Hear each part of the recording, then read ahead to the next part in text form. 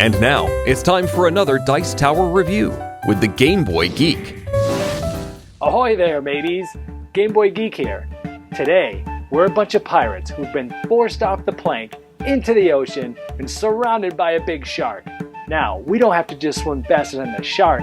We just have to swim faster than the rest of the pirates. And hopefully, we won't be the one that gets bit. This is Get Bit, the deluxe tin version from Mayday Games. From 3 to 6 players, ages 7 and up, plays in about 20 minutes, and is a delightful little light deduction game, and it's a lot of fun. Let's check it out and show you how it's played.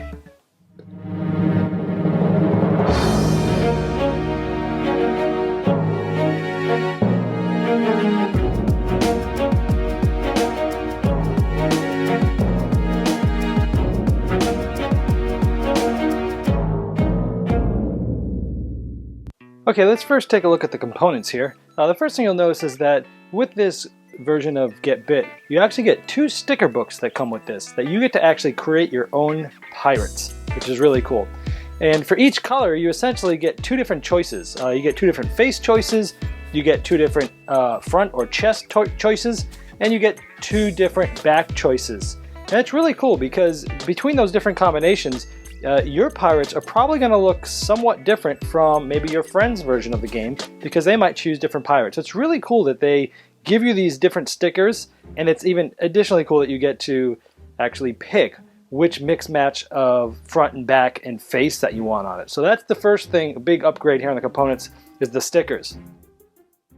Now, once the stickers have been placed on the pirates, you can see how much cooler these guys really look than the ones that came with the original game, where they kind of look like Lego figures. And these guys, technically they're not that much different, but once you add the stickers to these guys, they really do add quite a bit of difference of how they look. So it's really cool. They look a lot better, and it's amazing how much difference they can look from the old Lego guys by just putting a little bit of stickers onto it. So they definitely huge upgrade in the components here.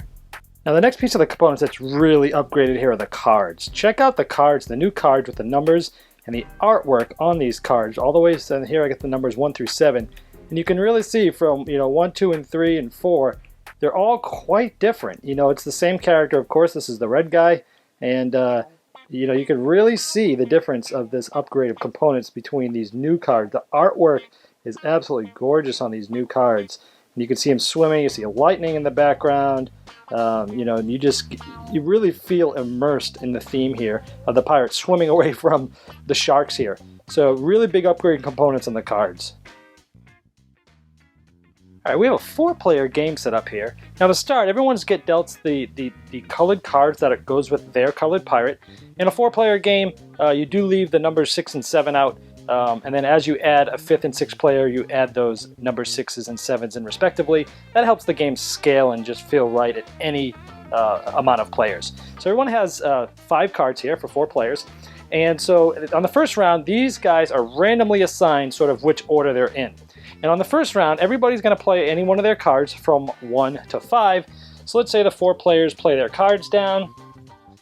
And what do we have here? Okay, well, we've got a 1 from blue, a 1 from red, a 2 from white, and a 3 from black. So, as it works is anybody who's tied does not move at all. And then the players that have the numbers that didn't tie kind of go in order. So the 2 would first go up to the top, and the 3, the black pirate, would then also go up to the top higher, so he'd be the highest, because he's the highest non-tied number. So the black pirate's the furthest away, then white, and then these guys did not move. Now, at the end of the first turn, the shark does not bite anybody. It's kind of like a free round, a kind of jockey for position, take away the randomness of the original setup. And so now play happens again. Same thing happens. Now, these cards stay out right now, so everybody can see what everybody else has played, and now this is where the deduction comes in to try to figure out, if I'm this red guy here, I definitely don't want to tie anybody else, because if I throw down a number that ties anybody else, I'm not moving and I'm going to get bit. So anyway, so everybody else plays another card. So let's see here, we got a 2, we got a 4, we got a 2, and we got a 5. So since the blue and the black team played a 2, they tied, so they did not move. And we have a 4 and a 5. So the 4 will first move to the front, and then the red 5 will move to the front, and again, the blue and the black do not move. So since the blue ended up into the shark, of course we like to just bite his arm off. His arm flies off and now he's got one left. So when you get bit, essentially, what happens is the person that gets bit first moves to the front, and then they get to take their cards up and put them back in their hand. And they would just put them back in their hand because that kind of gives them an advantage. You got bit, you lost an arm, hey, move to the front, get your cards back so nobody can see what you're playing. And this would go, one more time before something big happens. So let's do one more round here. So we got a 5, a 3, a 5, and a 5. Ooh, 3 people tie with 5s, and the red is the only one that did not tie, so he would move to the front. These 3 guys do not move. Black gets bit, his arm gets eaten off, and then he moves to the front and he gets his cards back.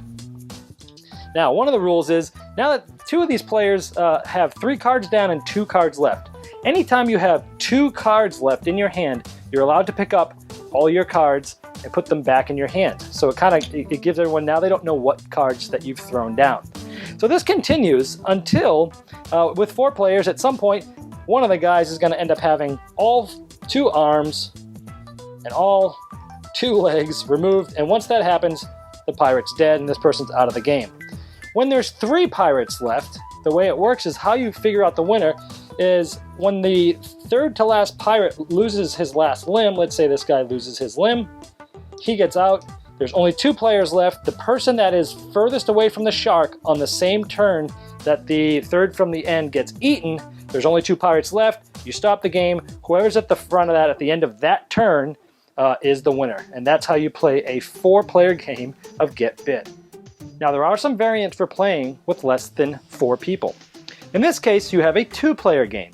And in a 2-player variant, each person gets to control 2 pirates, and since it's a 4-player game, they still have cards 1 through 5, and they're essentially each controlling 2 pirates. This player will be controlling blue and red, this player will be controlling the white and the black pirates. Play works as normal, except at the end of the game, the first player to lose any pirate, the other player wins. So that's how you play it with 2 players. In the 3-player variant, everyone still controls 2 pirates, but now all 6 pirates are out there. So let's say one of the 3 is using the blue and the red pirate, the other person is using the black and the white pirate, and the third person is using the brown and the green pirate. And now all the numbers are out, 1 through 7, because it's as if you were playing a full 6-player game, except each of you are controlling 2 pirates. And like the other variant, when the game ends when the first pirate loses and gets eaten, the furthest away pirate from the shark wins the game. Alright, well there you have Get Bit. I really like this light game. First of all, you can use it in a lot of different situations. You have family coming over, boom. You got little kids, boom. You got grandma, boom. You got people who've never played games before, boom. You're on a camping trip, boom. It's small, it's light, it fits almost in your pocket pretty much. You can take it anywhere. It can be used in a lot of different situations, and it's a good little light, fun game. The components are great. Huge upgrade from the older version. Being able to pick your pirate, awesome, genius. Yours is going to be different from everybody else's. Also, looking at the cards, the card artwork is great. I mean, it's just a good upgrade. Now, in the gameplay, I love the fact that there is deduction in this. When other people have cards out and you're trying to figure out, okay, what can I throw down that will give me the least chance to tie and the most chance to still get ahead? And you're trying to play that deduction, and that's good because you can actually use this for some good teaching moments on logic and things like that. And it's just plain fun to watch your buddy who you just, tied on purpose so that he gets stuck and gets bit and his leg gets chomped off and everyone goes, oh, everybody erupts. It's a lot of fun. It's a great fun game. Plays best from 4 to 6, I'd say. That's really where this game shines. Now the 2-player variant, I didn't expect to like it. It's actually not bad. I probably wouldn't turn down a game. I would always try to get more people, but 2, if someone really wanted to play it, I'd still play it with 2 because even though you're working on 2 pirates, it's interesting. It's a different game. You know what one of the pirates is going to be because you're running 2 of them. So sometimes you can play so that your strategy is that, I might be able to sacrifice my other pirate's arm because he still has 3 limbs left, where this guy's down to 1. And so, it's just a different game. So 4 to 6 is the best. The variant for 2 is different, but not bad. It's still worth playing. 3 I found was the hardest because you are running 2 pirates and everybody else, there's still 4 other pirates out there, and that just gives you a lot to think about. So the 3-player variant is probably my least favorite, but still, overall, this game is great, used in many situations, and it's a no-brainer. Its MSRP is only $25. You can get it at like $17 at Cool Stuff right now, and it just came out. So, no-brainer. Go check it out. Get bit. Thanks so much for watching the Dice Tower videos. Find more great videos and reviews, as well as our top-rated audio podcast at Dicetower.com. You can also find other great shows at Dicetowernetwork.com. I'm Eric Summerer, and you've been watching The Dice Tower. The Dice Tower is sponsored by Cool Stuff Inc., where you can find great games for great prices. Cool stuff in stock. Check them out at CoolStuffInc.com.